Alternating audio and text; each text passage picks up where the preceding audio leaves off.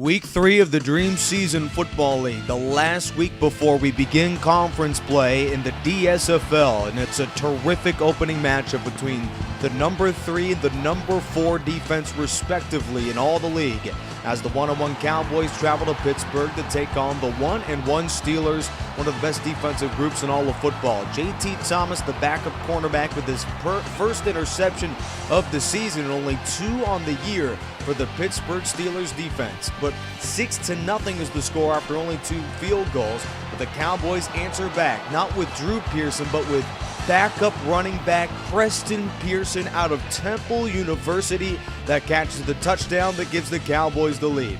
Now it's 10-6 Dallas with under a minute to go in the game. Bradshaw has yet to complete a touchdown pass this season.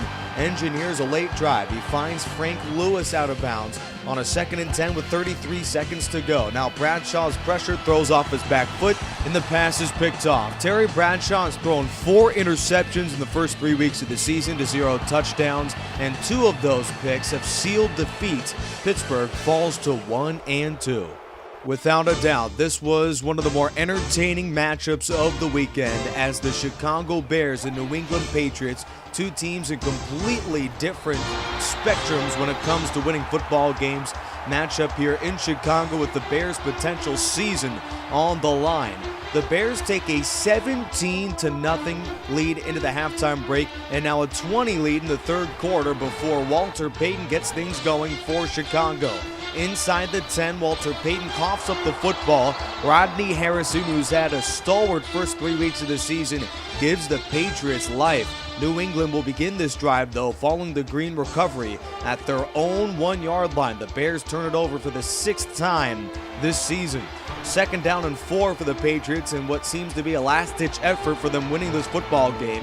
And Brady finds Randy Moss for 44 yards to get things going on a 1st and goal. Brady runs in for his first touchdown of the season after the Bears simply had no pass rush on that entire drive.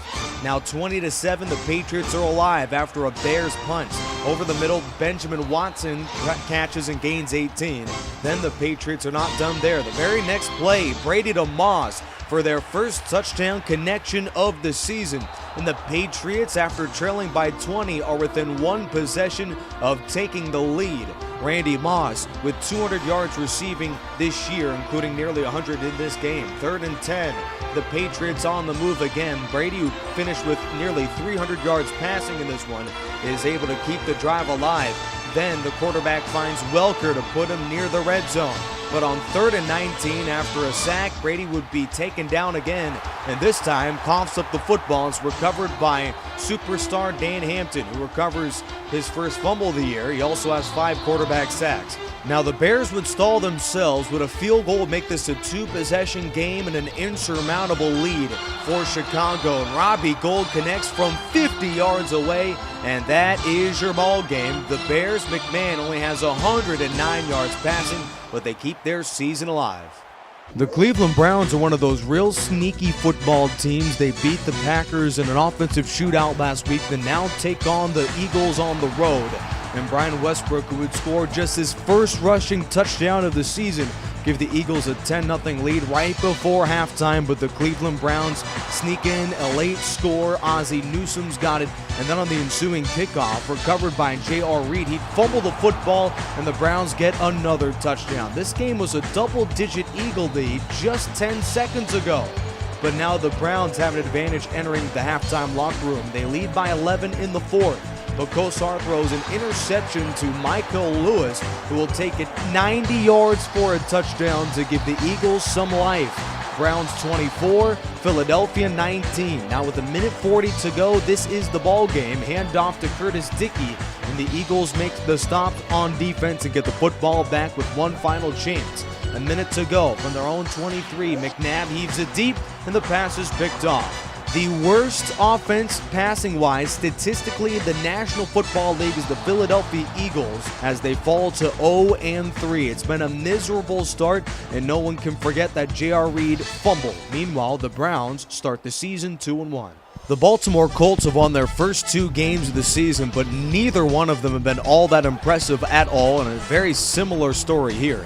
as Tom Mate, after the Colts have trailed for nearly the entire game, scores a game-leading touchdown, a go-ahead score with under 2 minutes to go. Colts 20, Redskins 16, and on 4th and 17, Theismann throws a pass that is short of the marker, and the Baltimore Colts sneak out of this one again. 3 wins, all of which have come by 1 possession. The Redskins fall to 1-2. Due to the Patriots' loss, this is mathematically the last time that any 2 teams will enter a DSFL contest with an undefeated record, as the 2-0 Vikings take an early lead against the 2-0 Bengals, but Cincinnati comes storming back before a completely disturbing fumble by James Brooks is picked up by Ed McDaniel to take it to the house. Vikings have a touchdown lead late in the 4th. On a 3rd and 9, Esiason is sacked, fumbles the football, and Cincinnati will lose their first game of the year. The Vikings improved to 3-0. They were never sacked and never turned it over.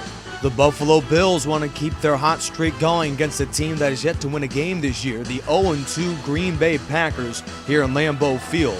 The Packers were one of the best offensive teams in all of football the late 1990s, and Aaron Hayden, who yet again subs in for Dorsey Levens, scores yet another touchdown. That'll be the running back's 3rd this year. Packers have a 19-3 lead before Kelly checks it down underneath to Beebe, and on 4th down and a yard, this is for the game. Thurman Thomas with a toss, but George Konce makes a game-sealing tackle. As the 3rd worst passing attack in the NFL, the Bills fall to 1-2. If you're a fan of defensive football, then you've come to the absolute worst place, as there was no such thing as punting or any sort of special teams in this matchup, as defenses were getting drugged all over the field. This was one highlight, though, for Miami on the defensive side. It's a fumble by his tight end Sherrard, and then Blackwood is able to recover it and run into the end zone, the first defensive touchdown of week number 3. The Dolphins are the worst defense in all of football, yet it's a huge play by them, and they lead by 10, holding the potent Niners offense to only 7 points in the first half, but that would change. Jerry Rice hauls in his 3rd touchdown catch this season, and the Niners cut the lead to 3. Then Marino, who has played great all season, makes a very, very costly decision as he's picked off by Eric Davis, and the Niners would capitalize with a go-ahead touchdown. Now the score late in the 4th. 28-24 before Roger Craig busts loose all the way down the sideline. The running back would finish with over 200 yards rushing, and he would have 4 rushing touchdowns in this game. A phenomenal performance by the running back for the San Francisco 49ers. It's an 11-point lead for the Niners here midway through the 4th, and on 2nd and goal, Woody Bennett is in. One of the top 10 running backs in the National Football League is Woody Bennett.